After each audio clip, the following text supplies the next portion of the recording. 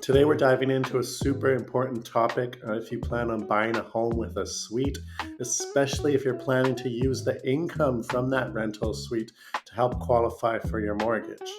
So, when it comes to secondary suites, not all suites are created equal. So, let's break down the three types of suites. You have a legal suite, which you can use for your income qualification on your mortgage. You have a non conforming suite, which is not valid for qualification, and your appraiser will not be able to provide a rental market report. And then non legal or illegal suites, also not valid for qualification for mortgage purposes and has its own set of risks that you should be aware of.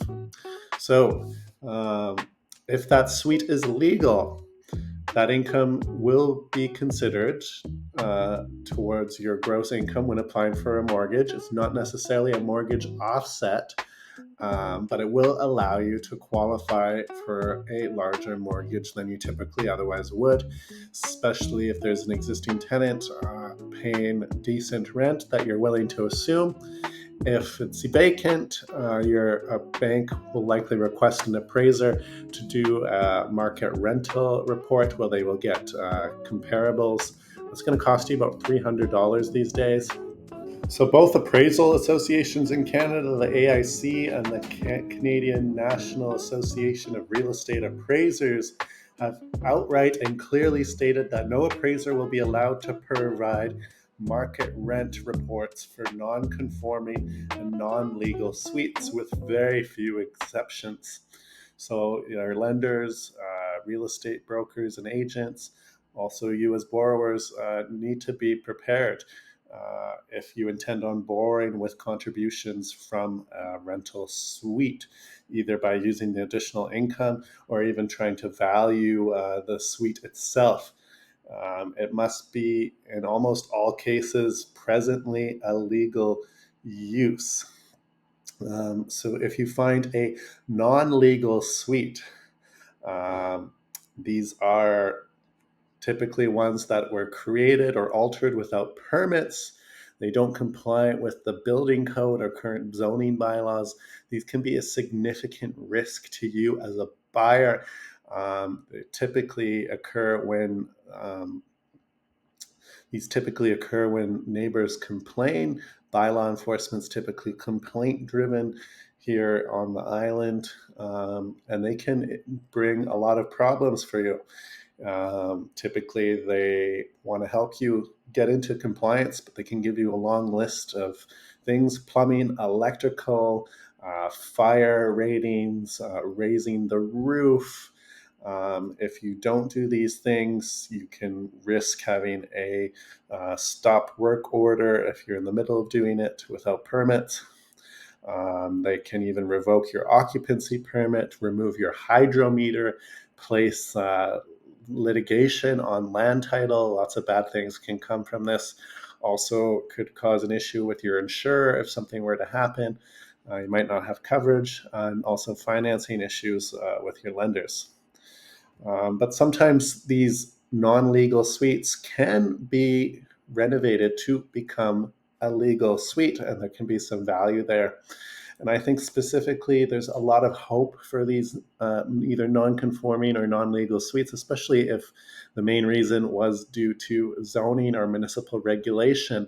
The province and its Homes for People plan that was announced back in November of 2023 announced wide sweeping changes that are radically going to transform the landscape of the supply of homes in British Columbia. Province is really harping in on delivering housing units for locals very quickly. So they want to create housing units, specifically secondary suites, make them legal in all communities across British Columbia.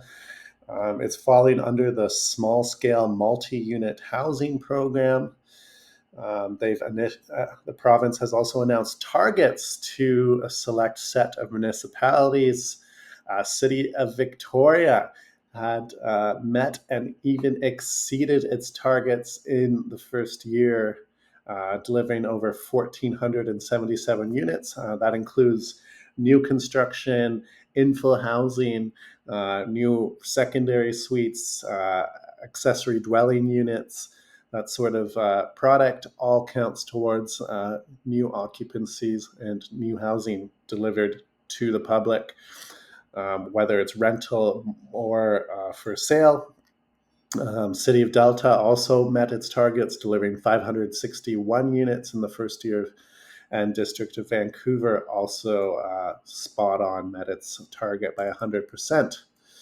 So we see here the year one requirement for Victoria, 659 units. They exceeded that by and met 224% of its target. Victoria is doing great so far. Let's see if they can keep it up. City of Delta, 109%. District of Vancouver, spot on with its target. City of Vancouver, shout out to them, doing a pretty good job. They delivered 4,143 housing units in year one. Their target was 5,200, but that's not bad, 80% of their housing target. There is some municipalities out there, and we're calling it the naughty list now. So there's 47 municipalities on David Eby's naughty list, which includes cities like Burnaby, Surrey, Langford, and even smaller communities like White Rock, Pitt Meadows, and North Cowichan. The province is also adding municipalities to these housing supply targets. So we started with a small subset, first cohort. Now they're on their second cohort, and they just announced their third cohort of municipalities to deliver housing targets based on their housing needs reports. Has caused some political controversy here in New West, with the mayor calling BS on the province housing priority list. The Surrey mayor also a little upset about being on this naughty list. Same thing goes for Oak Bay. So you might be asking yourself, what's the premium? What's the market like for a house with a suite versus without a suite? So generally, I went to househunt.victoria.com, where they crunched some of the numbers 2 years ago. They found the average premium to be about a 3%. So it doesn't seem like that much, but we can see in 2018, when the mortgage stress test was announced, there was a slew of demand for homes with suites. I think buyers' purchasing power was cut, so more people since 2018 have been reliant on that suite income.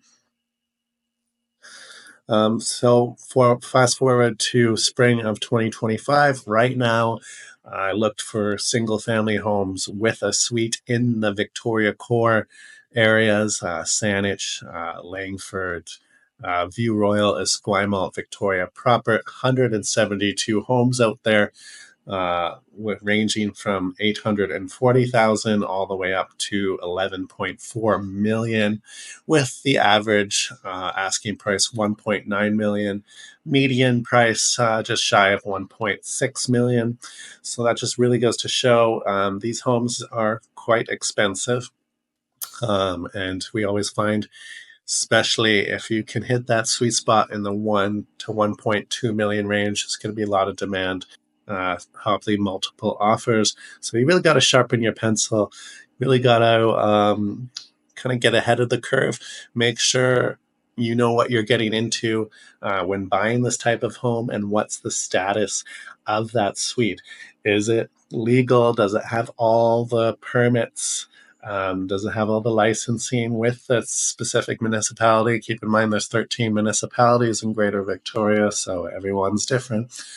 Or is it non-conforming? Can it be reasonably turned into a legal suite? Is there the infrastructure to do that? Do you have the capacity to do that? Will your lender or appraiser make an exception for you, saying, will your lender or appraiser make an exception on your mortgage application, allowing you to use that mortgage income? Or if it's a totally illegal suite, what will it take to either remove it or bring it up to code? So thanks for watching. If you have any more questions, feel free to contact myself, Dustin Miller, managing broker here at 8X Real Estate. Have a great day.